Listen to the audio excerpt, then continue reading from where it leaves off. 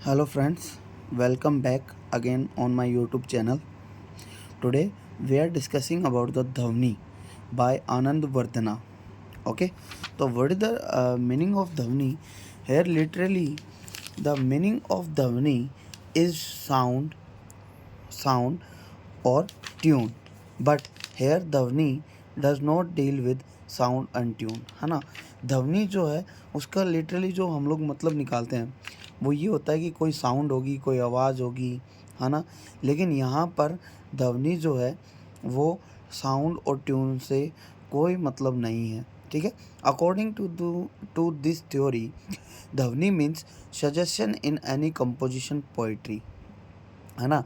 और अगर इस थ्योरी के अकॉर्डिंग ध्वनि का मतलब होता है कि किसी पोइट्री या कंपोजिशन में सजेशन देना in which have hidden deep meaning, जिसका बहुत ही ज़्यादा गहरा कोई छुपा हुआ मीनिंग होता है, उसे हम लोग ध्वनि कहते हैं। As a example, in a poem the moon see L line, है ना। तो सी एल लाइन, है ना। तो पोएम होती है, जब द मून नाम की एक पोएम है तो उसकी एक लाइन है, वो देखिए। The moon looked like a pan cake and the hills looked hungry. तो इसके अंदर जो डीप हिडन मीनिंग है उसका मतलब क्या है वो सुनिए कि in these lines moon means chapati, roti, ठीक है। मून मीन्स यहाँ पे क्या बताया गया है, चपाती या रोटी। And hills are representing rich people, और यहाँ पे जो हिल्स है उन्हें किसे रिप्रेजेंट किया गया है, रिच पीपल, अमीर पीपल, जो अमीर लोग होते हैं उनसे किया गया है ना। तो these kind of hidden meaning are called dhvani. Okay, dhvani is very important, dhvani is very important part for poetry और कंपोजिशन, ठीक है। ध्वनि जो है वो बहुत ज़्यादा इम्पोर्टेंट है, बहुत ज़्यादा महत्वपूर्ण है पोइट्री के लिए और कंपोजिशन के लिए। आनंद वर्धना से that dhvani is the soul of poem और कंपोजिशन, है ना। कि आनंद वर्धना ने ये कहा है कि ध्वनि जो है ना वो एक आत्मा है ना, किसकी, पोएम की और कंपोजिशन की। और ये चीज़ उसने also mention in his own book Dhvanyaloka, है ना। धान्यवलोका, है ना। कि इसने क्या किया है कि अपनी बुक के अंदर भी इस चीज़ को मेंशन कर रखी है। अच्छा, एक चीज़ और कि ये जो थ्योरी है, ये थ्योरी आनंद वर्धना के द्वारा ही फाउंड की गई थी। जैसे कि this theory was first found by Anand Vardhana in 19th century, which is written in his book Dhvanyaloka, है ना। कि ये जो चीज़ है, ये जो ध्वनि है, इसके बारे में सर्च जिन्होंने फाउंड किया था, जिन्होंने ढूंढा था, वो आनंद वर्धना ही थे। और उन्होंने 19th सेंचुरी में इसे ढूंढा था और इसे अपनी बुक ध्वन्यलोका में लिख दिया था। नाउ ध्वनि theory is based on indirect evoke meaning और सजेस्टिव मीनिंग, है ना।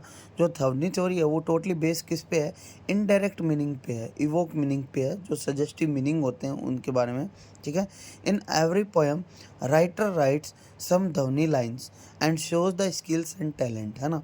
और वो क्या दिखाता है कि हर पोएम में राइटर लिखता रहता है, और क्या लिखता है, कुछ ध्वनि लाइन्स लिखता है ना, कुछ हिडन डीप मीनिंग्स लिखता है जो कि उसकी स्किल्स और उसके टैलेंट्स को दिखाती है।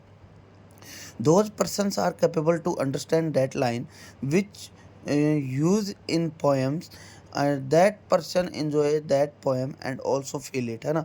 और क्या होता है कि जब कोई पर्सन ऐसा है जो इन चीज़ों को समझ सके, समझ रहे हो, मतलब कि कुछ लोग पढ़ते हैं अपने पेपर के लिए, अपने पास होने के लिए, बट कुछ लोग पढ़ते हैं इंटरेस्ट लेके, अपनी ही मतलब कि लाइफ में, मतलब कि कुछ उसमें फ़ील करने के लिए, और वो कैपेबल होते हैं।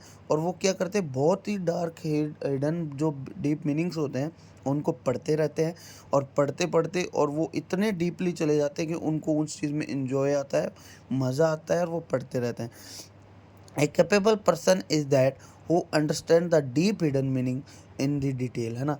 और वो कैपेबल पर्सन वो बंदा होता है, वो पर्सन होता है जो कि समझ सके डीप हिडन मीनिंग को, है ना। कई बार क्या होता है, हम लोग पोएम पढ़ते हैं और पोएम की लाइंस को हम लोग क्या करते हैं, लिव कर देते हैं, स्किप कर देते हैं। लेकिन जो कैपेबल पर्सन होगा, जो इंटरेस्टेड पर्सन होगा, वो क्या करेगा, उस वर्ड उसको जो लाइन है उसको पूरी समझने की कोशिश करेगा। Now 3 aspects of dhvani. अब 3 प्रकार के एस्पेक्ट्स होते हैं ध्वनि के अंदर। एक होता है अभिधा, ये रहा अभिधा, है ना? अभिधा लिटरली कन्वेंशनल मीनिंग होता है, जो कि डायरेक्ट मीनिंग होता है। जिसे हम लोग क्या बोल सकते हैं, डायरेक्ट मीनिंग, जैसे ही इज़ प्लेइंग, कि वह खेल रहा है। एक होता है लक्षणा। लक्षणा डिनोटिंग मीनिंग होता है, ये इनडायरेक्ट मीनिंग होता है। जैसे कि रोहित इज़ अ लॉयन, कि हमने क्या कर दिया, रोहित को एक लॉयन बता दिया। लेकिन रोहित ऐसा नहीं है कि वो शेर है ही, लेकिन उसमें कुछ फीचर्स, कुछ क्वालिटी लॉयन जैसी हैं, शेर जैसी हैं, ठीक है। फिर इसके बाद में बात करते हैं हम लोग व्यंजना। व्यंजना मीन्स पोएटिक मीनिंग, जिसके अंदर हम लोग पोएटिक मीनिंग निकाल लेते हैं, जैसे कि सजेस्टिव मीनिंग। तो reaches a soul and gift, और ये जो सजेस्टिव मीनिंग जो होती है ना, वो क्या करती है, शोल की तरफ पहुंचती है और एक्स्ट्रा ऑर्डिनरी मीनिंग बताती है एक वर्ड का, है ना, हमें देती है एक्स्ट्रा ऑर्डिनरी मीनिंग वर्ड का, ठीक है।